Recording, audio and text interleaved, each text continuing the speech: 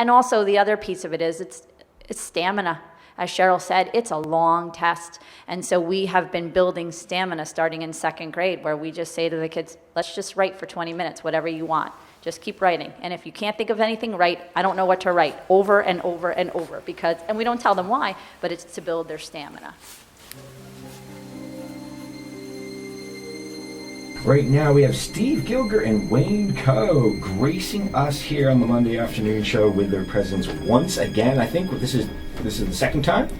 Second time. Okay, Wayne. Steve, why don't you pull that microphone right on up and say hi, welcome to the show. You got the one on the boom, or either one, they both work. We're technically advanced here in the community radio realm, or at least we're trying. Welcome. Welcome. Thank you very much. Good to have you, Steve. Good to have you, Wayne. Thank you. Thank you, WGXC. And what are we going to hit right now? What are we going to hit? Education industry. It's very important that the students, the parents, understand that their children are part of and the cause for an education industry. And can we call it the educational industrial complex? Absolutely. All right. Wait, hold on. Before we got to do their introduction first. Okay. Wayne Coe and Steve Gilger, welcome back to the show. This is Welcome Back, Kotter, the theme song. Wayne, thoughts on this? This is a very, very distant view of the education industry. This shows love for a teacher. Okay. Which is allowed in public radio. Questioning of the average teacher's salary of $80,000 plus benefits, $105,000, that's generally not allowed. Interesting. So, Welcome Back, Kotter, the theme song, somehow relates to New York State teachers' salaries. Let's jump right in. What's going on with the school boards? What are school boards for people that don't even know? Why do they have elections all the time? What does the board do? These are great questions. And what's going on? Great questions. Tomorrow's a school board election in Chatham, New York.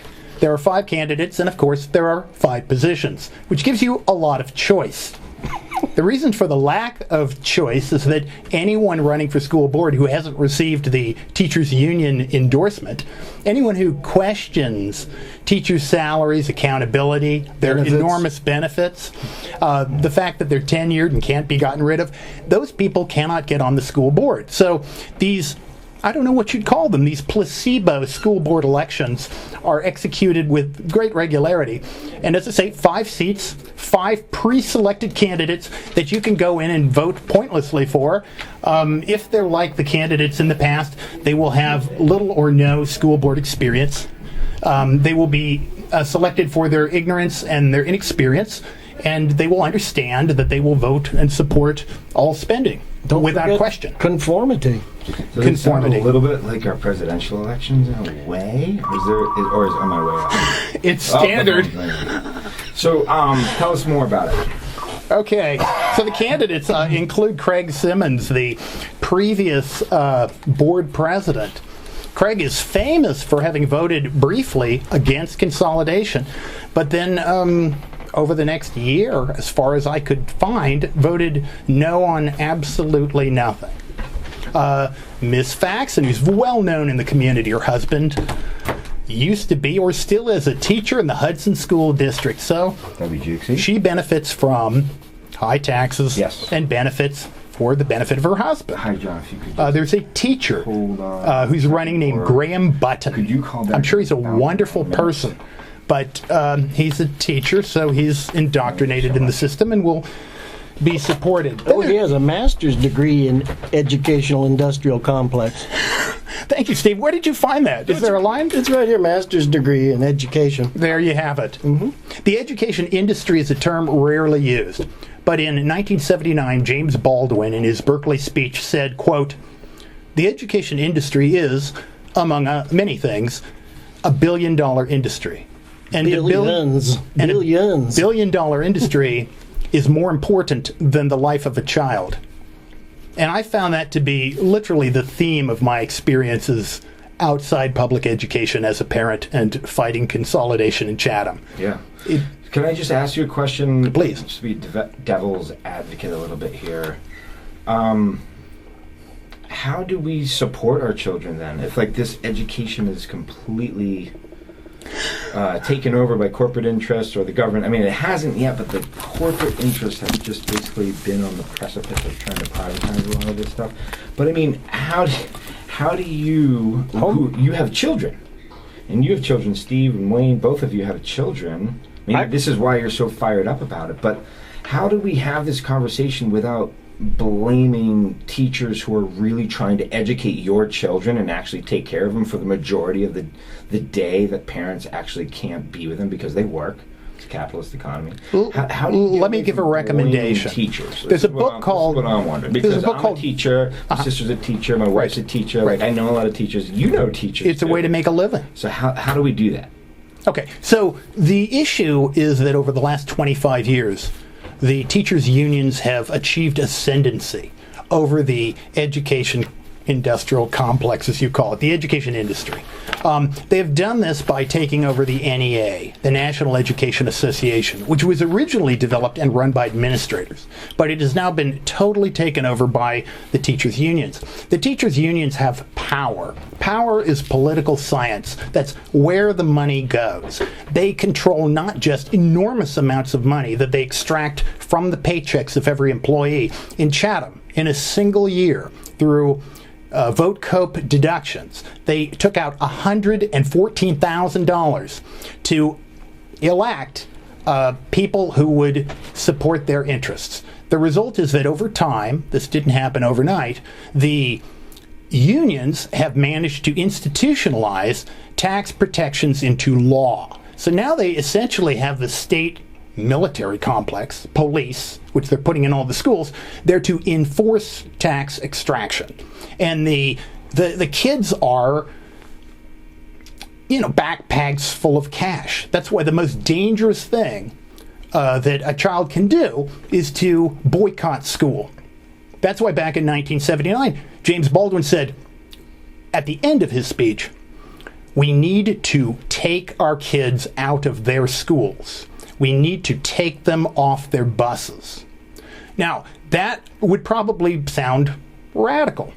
But if we look at, what's the girl? Thulberg, the young Swedish girl? Thunberg, yeah. Yeah, who came out against global warming. She was 16 years old, I think 15 at the time she started, and she did a boycott of school to sit in front of the parliament.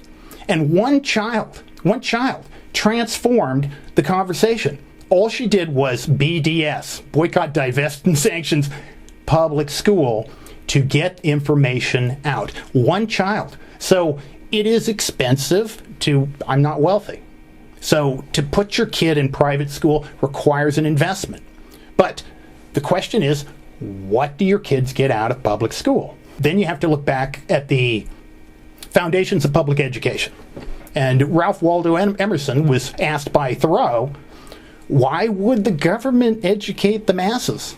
And Emerson said, what I've heard is fear. Eminent politicians have told me that there are thousands and millions of new voters. You must educate them to keep them from our throats. Our being the wealthy, them being the voters. The purpose of public education from the very beginning has always been to bamboozle the electorate, to teach people that there is no capitalism, that no one makes any money, that George Washington was an honest father of our country, not one of the largest landowners, so an extremely rich militarized racist.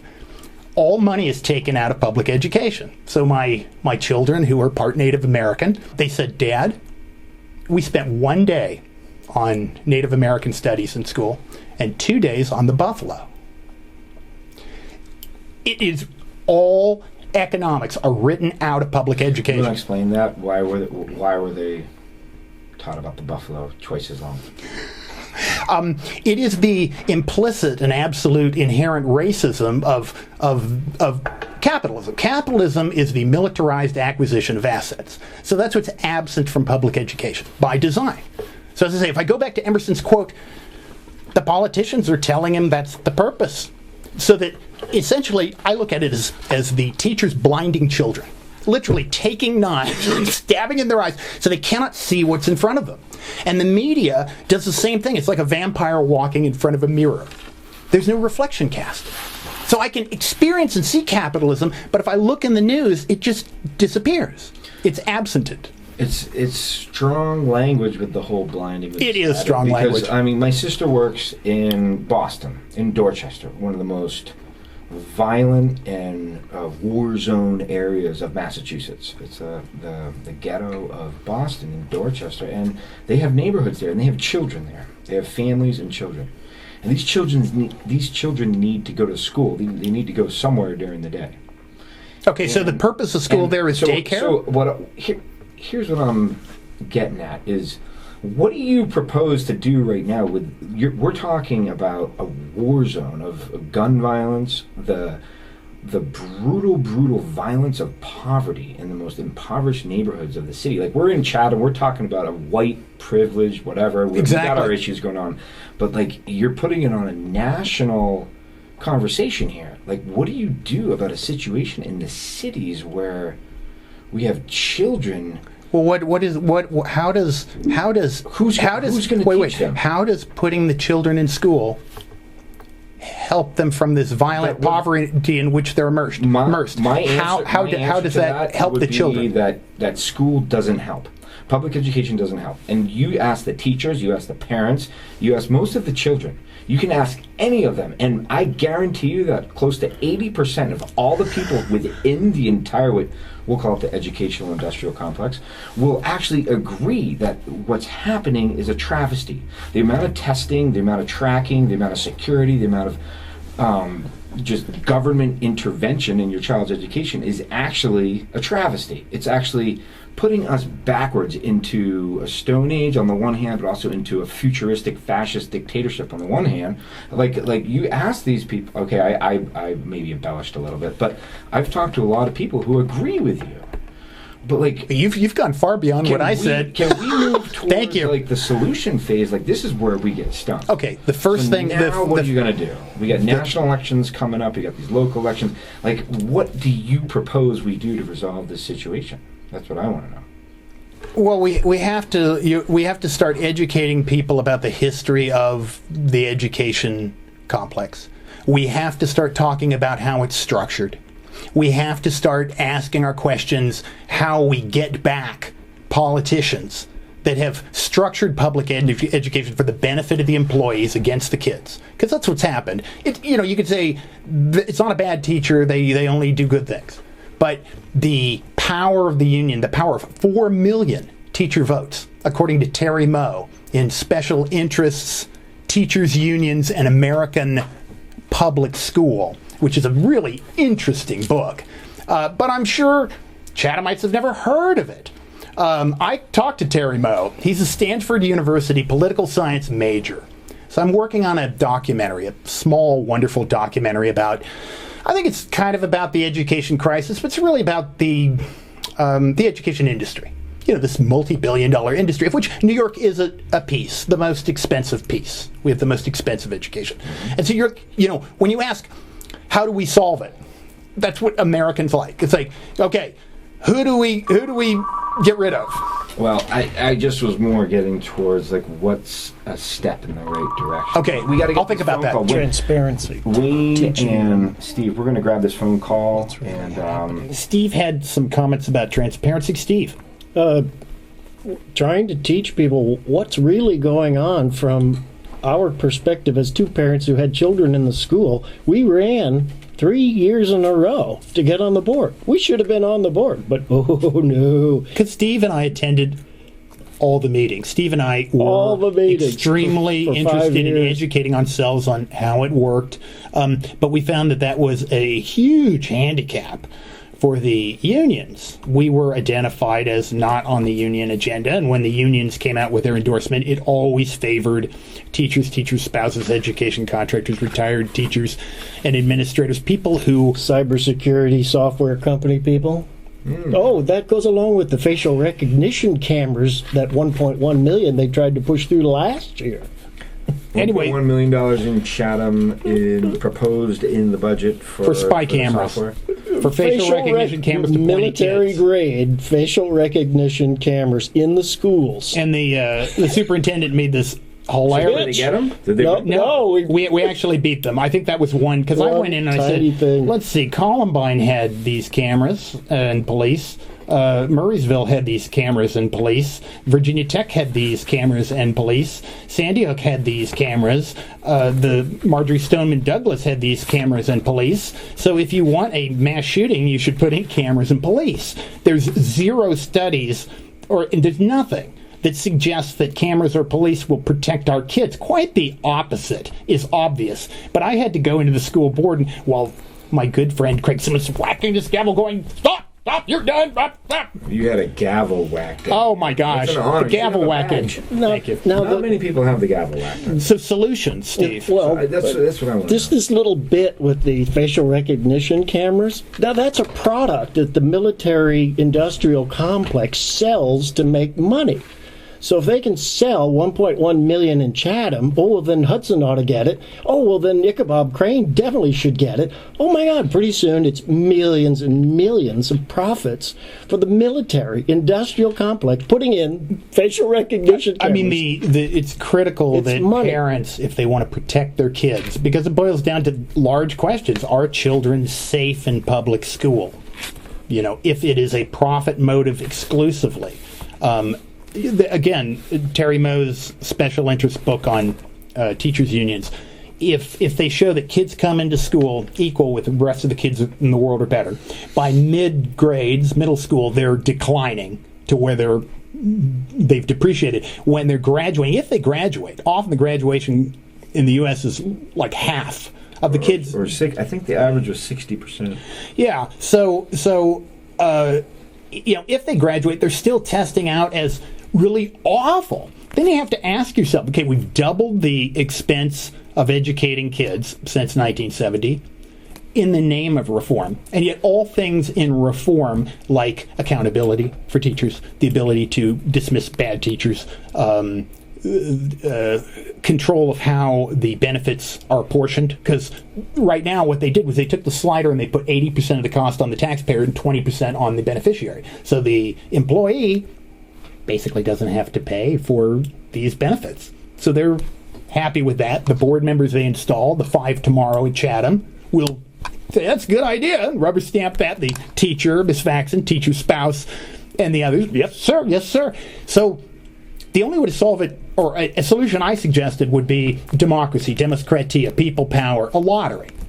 That's how all the officials were installed in Greece. That was democracy. It wasn't an election. An election is an oligarchy. You get the conspicuous few, the rich and the famous. So make all school boards a lottery. Lottery system. I love it. That way, I believe. I opt out of the lottery system? You probably can. Okay. But my thing would be, do I believe a high school Did you ever kid? read the Stephen King short story, The Lottery? No, but if you should, but I'll tell you, do I think a high school student would do better than Muriel Faxon? Absolutely, because she's got so many conflicts of interest. She can't see night from day. They want to have a student representative on the board. Ooh, I used to go to the school board meetings. I was a representative of my high school. Okay, But you let's don't get to vote. No, I wasn't allowed to talk. Exactly. There you go. They- You can't they- talk but and I you can can't listen. vote. They cut out your tongue. Now, the students wrote back in 2014, the students demanded a vote. 25% polled. They said, we demand a vote. It's called self-determination. It's an international right that you be able to govern yourselves without interference from the outside. So children should have that. Children, right? absolutely. At the high school level where they've kind of entered into the preliminary phases of adulthood, if not adulthood. Right? Children are Aren't they supposed to be adults after 14? Children are currently leading the nation. We talked about Greta Thunberg. Thunberg, yeah. Yeah. Children are leading the nation. And the reason the children are the movement now is because their education is arguably free. It used to be college students, but the Chamber of Commerce of the United States, in the Powell memo, identified Ralph Nader and these nasty college students as a direct threat to the free enterprise system, the theft of the rich system. And they sat there and they said, we're gonna charge kids. And so this happened in 1976. All of a sudden, college, which had been free forever, all of a sudden college cost money. And once you indebt kids in college, they're going to think twice about holding a picket or getting thrown out of school. But look at high school kids. From Parkland to Sweden. Now the movement's gone down to little kids. Pretty soon they're going to charge for public school. And so it'll be like infants leading the movement because parents And, you know, people become cowardly once they own anything, even if it's a car with 3 tires and a shack with a tin roof. The community, they don't want to lose it. The community up in Chatham has no chance against the voting creation by the union there. The union has money devoted toward these elections. Okay, they get the signs printed for these people. Beautiful. They professionally printed signs. They vet each and every one of these people to make sure they're for. A lot of them serve briefly on the board to make certain they don't ask any good questions and that they don't vote no on any of their issues. And then they go, "Yep, we'll support them. They're wonderful candidates." And about 8 or 10% of people in the community actually vote. So the school teachers, their husbands, their 18-year-old sons and daughters, the retirees from the school, anybody that made money off the school votes the way the union tells them to vote. And so thank you, Keiren. This is a tiny glimpse into a different view. It's very difficult to get anything printed. Yeah. So thank you so much for letting us chat about these what's very issues. Interesting to me because it's reflective of the national dilemma, which is that our democracy seems to have been hijacked. Absolutely. So on the one side, you have the argument like, okay, it's a democracy. You have an election. You can run. Anyone can run. All you need to do is But since money's free speech, that's not a what's democracy. Wrong with the system? Apparently, it's not working because it is supposed to be a free election. But it isn't. It isn't. It's not free. Fake, it's all based on money. It's a fake. I mean, Not a free election. They own it. Exactly. It's a paid election. And the union voters are paid voters. They are literally paid to go in and vote on their salaries, on their benefits, on these bonds. They get all for emails their benefit. and texts from the union. The union voting bloc, which is kept, they get to vote in total anonymity. So you can't go, that teacher voted to destroy the Chatham Middle School. But teachers, their relatives, etc.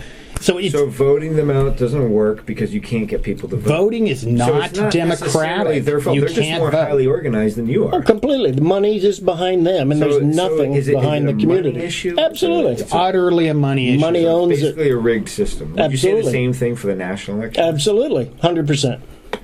I mean, at the same time, you Yes. do have a significant block of people that votes for what is our brave new world of basically, corporate democracy. So Are you talking about on a national level? both? Okay, let's look at a national level. Vote for what they're told to vote. No, because no, it's no, no, no. subconscious activity. It's not Who necessarily. owns the Democratic Party? Who owns the Republican Party? It's all corporate interest. So, Right. So the only candidate I can vote for is corporate candidate A or corporate candidate B. So there is not a Eugene Debs. I'm not, if Ralph Nader, he has to run on a third party ticket and no one will even give him, the radio time. It's like he can't get in the debates. Jill Stein, for instance, they can't be Bernie seen. Sanders ran within the Democratic Party. What happened to him? You know what? Bernie Sanders is a complicated issue because to some people he was a canard. Chris Hedges said it 6 months before he dropped out and tried to give his credibility to Hillary Clinton. Ralph Nader was like, look at what Bernie's saying, he's talking about inequalities. And Chris Hedges was like, no. He's taking the corporate money in that he's in the Democratic Party and he's going to be used to build up excitement and so forth. And then they will knock him off and take his credibility and try to hand it to Hillary and it won't work. And, good old Nader, who's an honest, wonderful guy, was like, he didn't know how to respond. Nader predicted that? No, Chris Hedges. Oh, Chris Hedges. Saint Hedges. And it's... Hair gloom and doom. Yeah, well. Well, I think that he's he's an extreme Christian in the true sense. He spends all his time with the poor. In liberation theology. He has a long-standing tradition of. I asked him if he believed that Satyagraha, the Truth Army, Gandhi's idea of civil disobedience, the Truth Army, could happen in the United States, and I actually got him to say yes. Well, I was shocked. Like, really? You think that we could have an all-out revolution in this? Well, I think that's a magnificent contrast. Satyagraha, within children indoctrinated for 1/5 of their lives to be blind to racism and capitalism in America. That's the fundamental problem. In Chatham, New York, the budget is well over $30 million. And so the cost of the taxpayer is $30,000 per child for a 3-star ranked out of 5 education, so a totally mediocre education, and no one is asking why. Yeah, what's the average in the country? The average in the country is $12,000. So why are we paying Now- $30,000? Well, I try to New York, they pay more for everything. California isn't far behind. Yeah. Massachusetts, I think, is number 2. I just say I'm working on a documentary called "We Have Your Kids," which talks about where the money goes, and I think it's important that people become educated. Thanks. All right. Thank you, Wayne, and thank you, Steve.